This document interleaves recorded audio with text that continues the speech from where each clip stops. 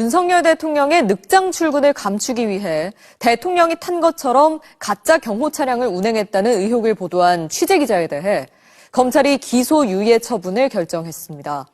취재 과정에서 올라갔던 상가 건물 주인이 처벌을 원하지 않는다고 했는데도 건조물 침입 혐의는 인정된다고 봤는데 대통령에 대한 의혹 제기를 막기 위한 무리한 수사가 아니냐는 비판이 나옵니다. 고병찬 기자가 단독 취재했습니다. 오전 9시 2분 서울 한남동 대통령 관저를 나온 차량 6대가 4분 만에 대통령실에 도착합니다.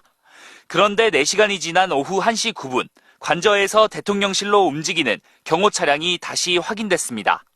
윤석열 대통령의 오후 출근을 감추려는 가짜 출근 행렬로 의심되는데 한겨레 신문은 지난해 11월부터 한 달간 적어도 3차례 이런 정황이 포착됐다고 보도했습니다.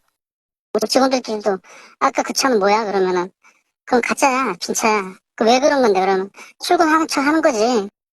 위장 출근을 엄호해온 경찰은 취재기자가 관저 주변 상가 옥상에 허락 없이 올라갔다며 건조물 침입 혐의로 수사해 기소 의견으로 검찰에 넘겼습니다.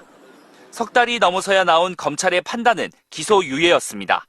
기소유예는 혐의는 인정되지만 여러 정황을 고려해 재판에 넘기지는 않는 것으로 검찰은 건물 소유자가 처벌을 원하지 않는다는 의사를 표시한 점 등을 참작한다면서도 무단으로 들어가 침입한 사실은 인정된다고 밝혔습니다.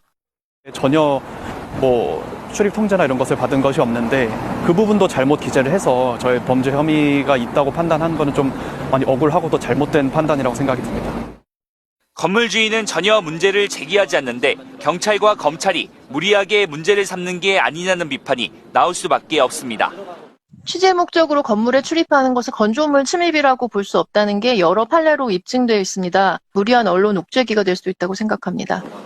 경찰과 검찰은 취재기자가 3층에 갈 것처럼 하고 출입금지 표시가 있는 옥상에 간 건 사실이라는 입장입니다.